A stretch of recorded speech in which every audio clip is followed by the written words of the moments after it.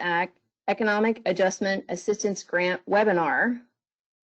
We will be starting here in just a couple minutes. It's great to see so many of our economic development partners on the call today. We are going to run through this presentation. We're also going to be recording it, and we'll either dispatch the link or post it on our websites, depending on file size, later this afternoon so it can be replayed. We're recording this, so if you've missed a part, you can go back later and kind of review it so you're up to speed. We'll also be taking questions at the end, and if you have anything as the PowerPoint goes along, feel free to post it in the chat and we'll follow back up and get back to that. So without any further ado, we'll jump right on in.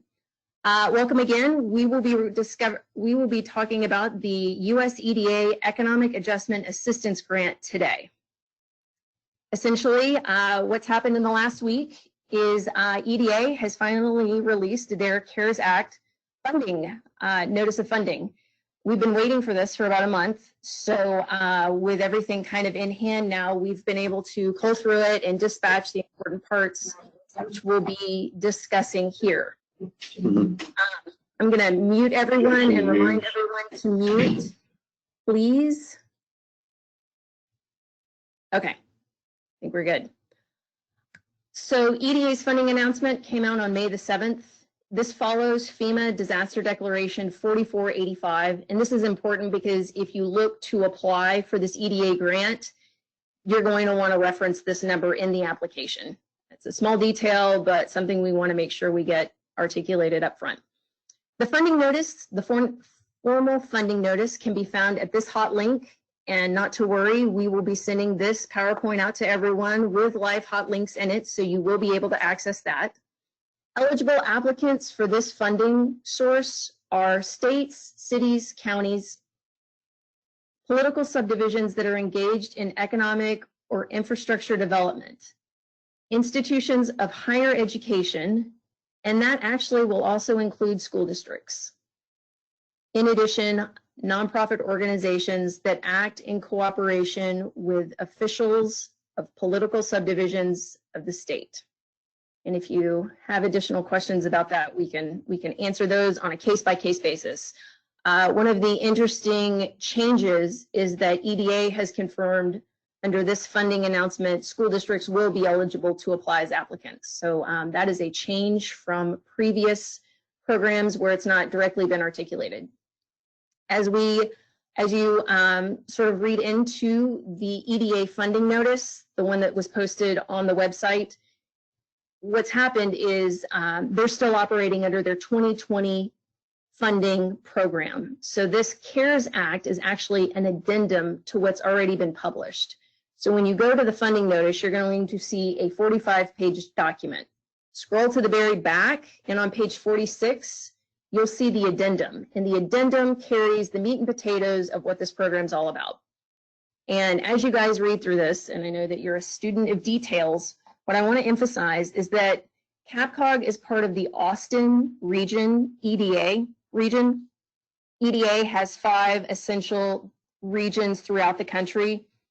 Austin is one of those, and it's comprised of 5 states, Texas, Louisiana, Arkansas, Oklahoma, and New Mexico. So within our 5-state region, we have access to roughly $236 million for federal funding.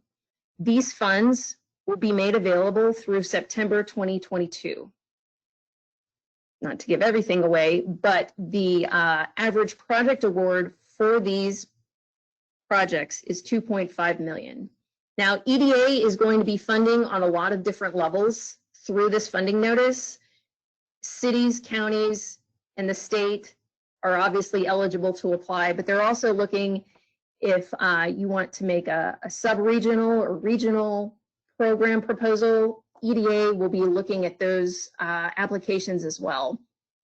And while 2.5 is the standard project award, sometimes EDA has been known, based on economic distress and other variables, to fund more than that. So let 2.5 million kind of be your baseline as we look to this program. One of the things I want to clarify real quick before we go any further is that this EDA Economic Adjustment Assistance Grant is an economic development grant. It is very different from some of the other funding notices out right now that you may have seen from TDM or HUD, FEMA, DOJ with regard to the CESF, or SBA. And I really want to emphasize that this fund will not reimburse pandemic-related expenses for law enforcement or first responders. And I know that some of you may be confused about that, and for a couple of minutes, I want to have Matt Holder, Unmuted. our regional research coordinator, speak to this so that we can clarify the difference between both programs and assist you all. Matt, can you hop on and explain a little bit more here? Sure.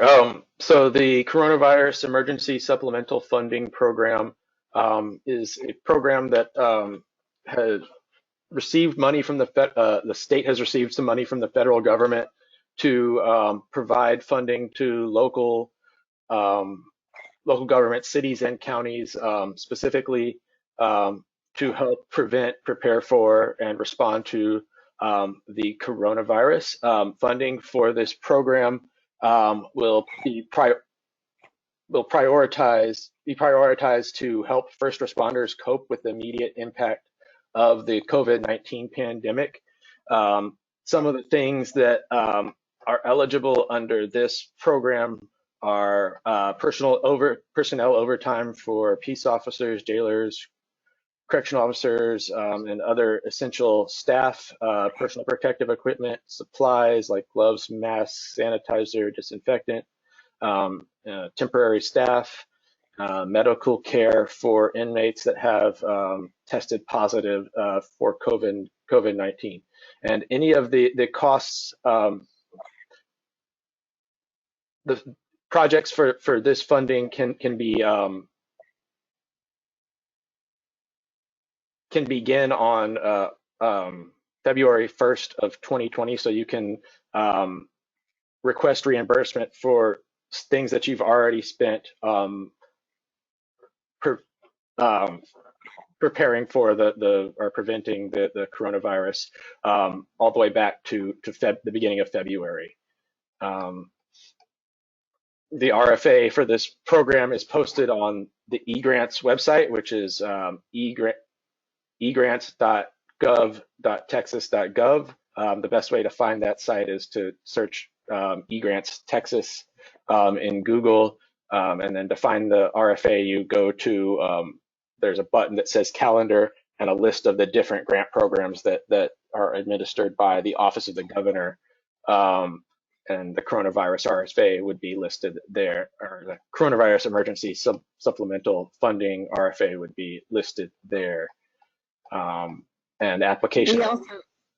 We also have it listed later in the PowerPoint as well. So don't worry about that URL too much. We've got it later on here too. Cool. And where was I going? Oh, applications for this program are due on June 15th, and the Office of the Governor has communicated to the COGs that we should kind of try and encourage applicants to submit their applications sooner, because they want to start reviewing these applications and kind of figuring out how they will be divvying up the money to the communities as soon as possible. And they have allocated funding for this program based on the COG region. So they won't start reviewing projects from a region or kind of making funding decisions from a region until all of the applications from that region are in. And for the capital area, OOG has budgeted about $2.8 million for the region from the Coronavirus Emergency Supplemental Funding Program. That's great. Thank you, Matt, for providing that information. We've had quite a few inquiries and wanted to take some time to clarify that. So with that being said, we're going to jump back into the EDA component of this and walk through the rest of the tenets of what they're looking for. EDA, Economic Adjustment Assistance Funds, typically do these types of things, especially if you're new to EDA. We thought this would be helpful. Construction and upgrade of public infrastructure. This includes water, wastewater, roads, and building construction. Now, these have to be for public entities. Funding cannot be provided to for-profit companies.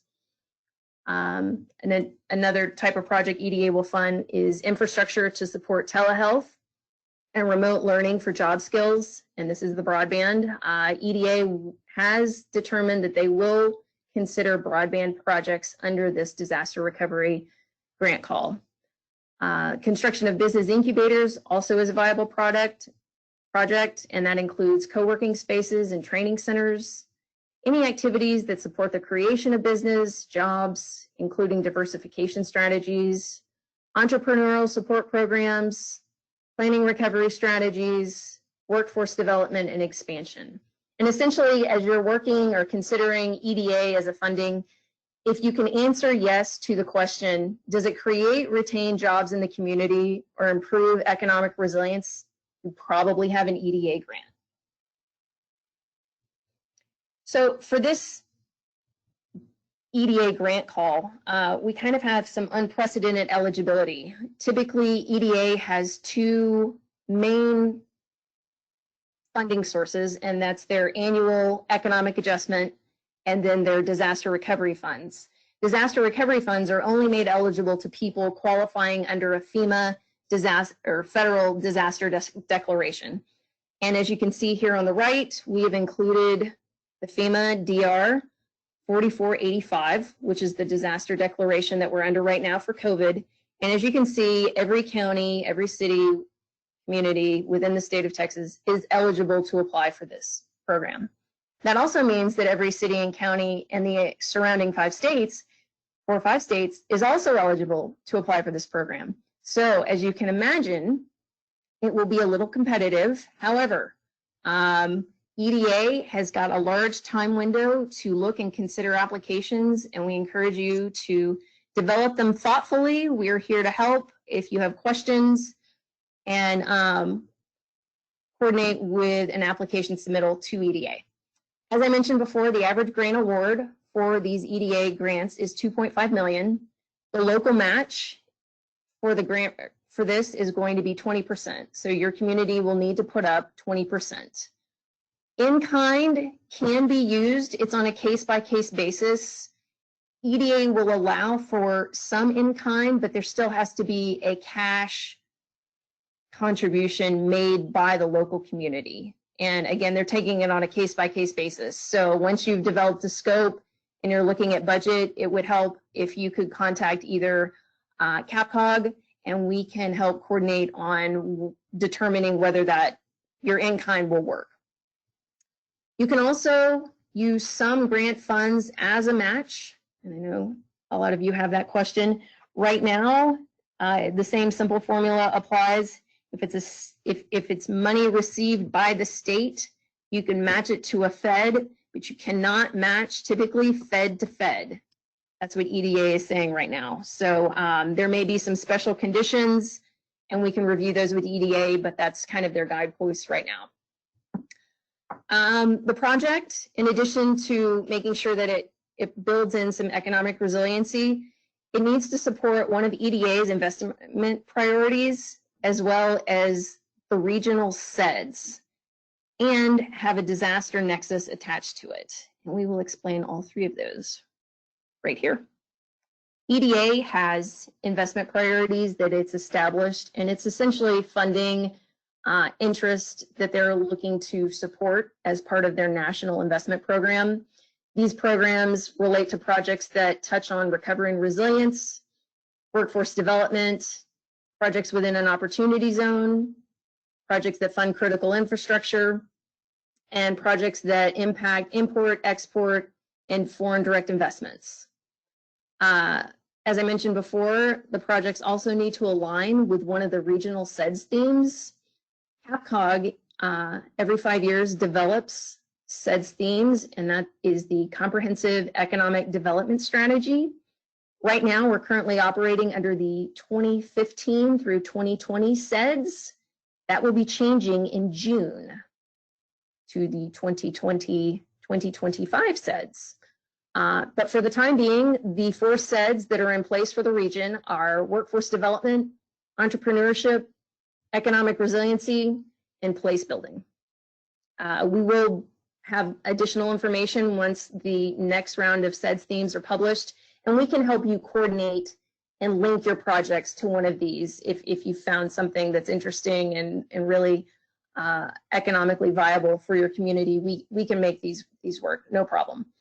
The third component of an application is also the disaster nexus, and this is really important as a disaster project. And this is really where a lot of weight and consideration is going to lie in your application. Your project has to explain the impact your community has felt with the disaster and how this project in particular will improve the situation. We have an example here for all you economic development guys. Project Pineapple will build the infrastructure to develop the municipal industrial park, which creates local industrial jobs with an average wage of $80,000 and an addition of 60 local jobs to the community. This statement in itself hits a lot of high points for EDA. It shows that you're creating jobs. It's showing that you're establishing a strong average wage and that you're expanding industry within the community. So on 3 levels, it really checks a lot of boxes. It can also tie back into EDA's investment priorities that we mentioned at the top as critical infrastructure.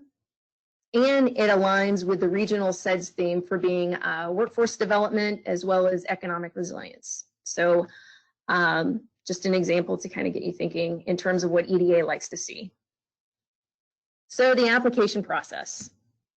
There are no deadlines. EDA made the funding announcement last week and we're kind of off to the races. There's rolling submittals now through September 2022. Encourage you to develop a thoughtful project, and we, CAPCOG staff in particular, is here to help if you have questions about scope or developing something. We have been trained through EDA to assist them with technical assistance. So we're kind of your first line of defense. We obviously can interact with EDA as well, but their staff is pretty small, and you can more than likely get some answers quicker if you run through us. All applications made under the EDA grant need to be done on the grants.gov platform. And if you all haven't signed up or registered, allow for some time to do that. You'll need a DUNS number and an EIN and have to set up some administrative privileges and things like that.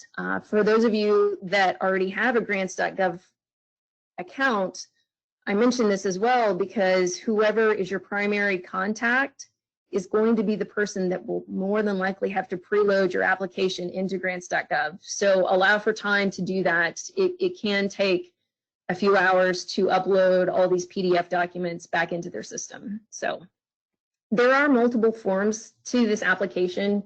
They're going to include your standard budgets. You'll have to show council resolutions, letters of funds available, which is a really high point for EDA as you develop a project. They want to ensure that your local match is available and dedicated specifically for this project. So for example, if you're waiting on certificates of obligation or bond sales, you need to have that money in hand prior to making the obligation. So if you would consider using that as a local match, it can be done, but those proceeds already need to be in hand. Another component, if you're looking for a construction project, is it will have to include at least a PER and environmental narrative. Now, EDA can fund a variety of projects when it comes to infrastructure. It can be an entire construction project. It could be the engineering and design of a project, and somewhere in between. So as you're looking at projects that may be not quite shovel ready, still keep EDA under consideration. There's likely a way we can make it work. For those of you on the call that have recently been previous recipients for EDA awards, you're eligible to apply. There's nothing barring you from not. We just ask that it be thoughtful. And one of the things to note, obviously, is since everyone is eligible to apply under this grant, economic impact is going to be important. And because of that, CAPCOG has developed a regional economic dashboard, and we're basing it on county statistics mostly, but we're tracking unemployment for you monthly, as well as industry impacts and things like that. I've got a link here, but I've also got a snapshot here, and what you're looking at is the March unemployment numbers by county. Just to give you a point of reference, we're trying to make as much community data available to you as you develop these applications. So if you have a question, again, please contact us. We can, we'll probably have it, or we can get it for you pretty quickly to make your application. So a lot of people are saying, wow, this is great, 2.5 million, what can we do? We wanted to offer up some examples of some of the things that have been done in other communities across the nation, just to give you a broad idea. When it comes to infrastructure, as we mentioned, construction of water, wastewater, sewer lines, lift stations, those are very viable projects for EDA. Some of just a regular water line project can be funded. The caveat to that is that it's got to serve commercial interests or support economic development. So if you have a water line project that's going to serve a housing community or a subdivision, that's not eligible. But if it's going to serve a mixed use tract or something in those regards, that would be eligible. So we've got a couple of interesting programs. We've got a freight rail project that was done in Tulsa. The state of Washington has also done some electrical upgrades at several utility districts. We've kind of summarized the project and given you the announcement so that you can go and do more additional research to help, if this helps kind of generate project ideas. What we want to also highlight is what the award was from EDA, what the local match was, and again, reiterate the focus on jobs. And if you can show a project that really is going to generate a high number of jobs, all the better. For disaster recovery in particular, EDA would like to see at least 15 jobs created. So that's also another indicator for their applications. For sector stabilization projects, there are a lot of those on the East Coast. If you follow these hot links, Maine, Rhode Island, did a lot of things with regard to maritime economies. That could be applied to a Central Texas economy really easily. We wanted to just give you a premise. Here's one, of course, that boosts ag and tourism in Vermont. And I know a lot of you on the call are largely tourism dependent economies. So this could be some stabilization, expansion, even diversification that you might want to look at. The other new initiative to EDA is projects funded that are adjacent or within opportunity zones. And the project that we're highlighting here is a couple that were done on in South Carolina and one that was done in Pennsylvania. One created 1,300 jobs through the development of a levee. The other one was the installation of a wastewater treatment plant. And just for reference, we also have here to the left, and we can get you a better map as well, the current opportunity zones that are established by the IRS within the CAPCOG region.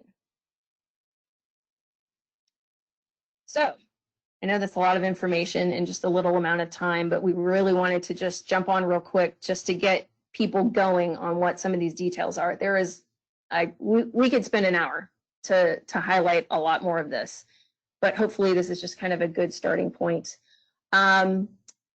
Again, we want to reiterate that projects can be based on various levels. You can co-apply with a sister city, you know, county to county. Something that might have a larger impact might be something that's very interesting to EDA.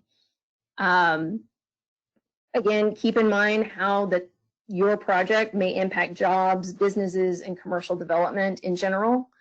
We definitely encourage any sort of coordination that might be out there. And as I know, as we flip through this PowerPoint, we've shown you several resources, but we've cataloged them all right here as well, that include the EDA investment priorities. You can link directly to that.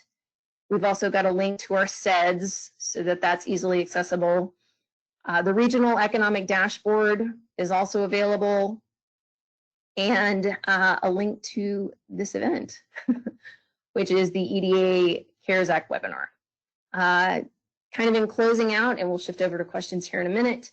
Over the past 3 or 4 years, we've received several hours of training through EDA on disaster recovery development projects. So I really encourage you to contact us. We're kind of your first line of defense. As I mentioned before, the EDA staff is very small and it may take them longer to respond. We coordinate with them directly, and as these projects are developed, we bring you guys to EDA so that it can be done smoothly and effortlessly so that applications can kind of go in seamlessly. If there's anything that our staff can do as part of the application process, please don't hesitate to contact us. You can contact me directly, and here's my contact information. For those of you that had questions about the CESF, I've also linked to Matt's contact information here, and the hot link to the RFA is down below. And as I've been told by Matt, sometimes there are changes and edits to that RFA, so I would check it and check it often just to make sure you've got the right version as you apply. So I'm going to scroll over here to some questions and see what we can answer. We'll start at the bottom and work up. April Daniels has asked, can a Chamber of Commerce apply, either alone or in partnership with the city? April, a chamber cannot apply. It would need to be a public facility or a public entity that does apply. So that could be your EDC, your city council, or your city in general, to make the formal application. You could obviously be a co-applicant, especially if you're providing matching funds to an application, but that's typically how EDA works. Let's see, another question here. Lori Langford asked, how does a project prove that it improves the impact of a disaster in the community? That's a great question. So what we're trying to show through the creation of our economic dashboard is that we're giving you the tools to say, under the COVID pandemic, Community X had an unemployment rate of 44%. The loss occurred within these 2 sectors primarily, and those are things you can track back to BLS as far as industry contraction. We want to construct a project that develops local jobs in these industries that are much more sustainable.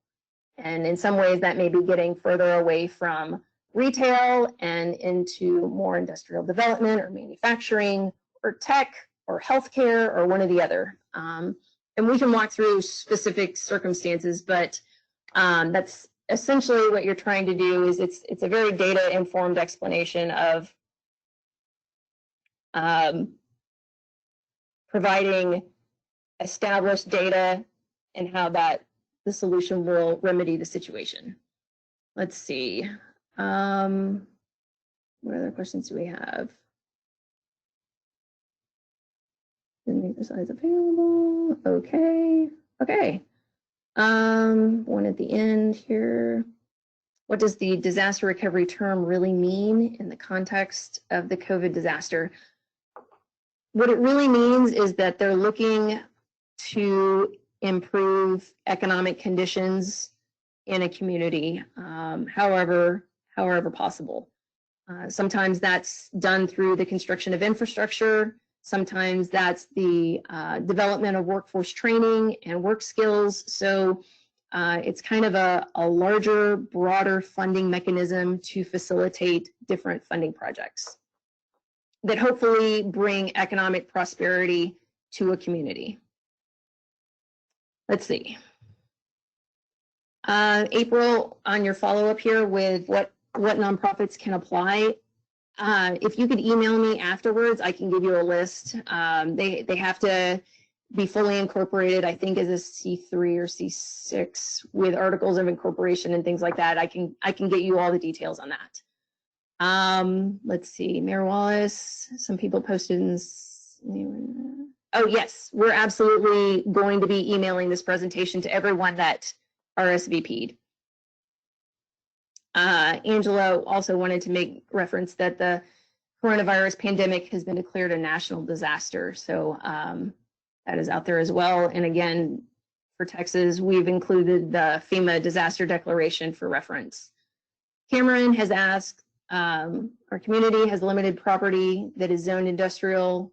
One of the few areas zoned as industrial has an existing road that would need to be realigned in order for it to be developed. Would this be a suitable project, even though there's not currently an end user? If you can show that the zoning around the project is for business, commercial, if a TIF is planned for the area, if there are other things and mechanisms in place that you can show that the realignment of the road and the construction of the road is going to generate commercial and economic improvement, absolutely, that could qualify as a viable economic project. Let's see, Kim has asked, would a small business assistance grant program be an eligible use? So EDA also funds what's called revolving loan fund programs. And currently there are 2 providers within the region that are doing it on a large scale. These revolving loan providers receive funds directly from EDA. And I know that they're working with communities on setting up small business assistance grants and kind of a revolving loan. If you contact us, we can get you the information for those sources so that you can connect to those. Let's see, what else? Does a project need to be new? Need to be a new one since that disaster has occurred, or could it be one that has already been in the works? Oh, Lori, absolutely. It's something that's already in the works. You guys have put it in your CIP or you've talked about it as part of a planning process. Very much can be ready to go for EDA. These don't have to be projects that are newly conceived. They can be something that the city or county has looked at, but because of lack of funds, just hasn't been able to mobilize. So those are some high points on that, and we can help on detailed questions. Feel free to contact us. Joel has a question. Any thoughts about tourism apply for this grant and what it might be like?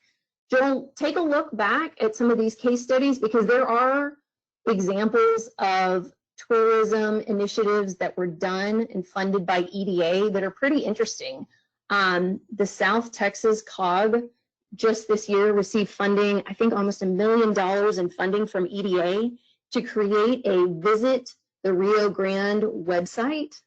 And it actually took cities from the Rio Grande Valley, they all collaborated together and made a portal to encourage tourism, and it's a really great website. It's actually touted by EDA as one of their projects of the year, and I can send you a link to that as well. But there are initiatives that EDA does fund for economic development and tourism in particular, and we can link you to those as well. Okay, these are great questions. And as you can see, the funding opportunities under this EDA call are broad and diverse. So as you look to consider these projects, feel free to consult with this and give us a call or EDA, and we're happy to answer questions. I really appreciate your time and all the questions that were asked here today, and we look forward to seeing what you guys can create. Thank you so much.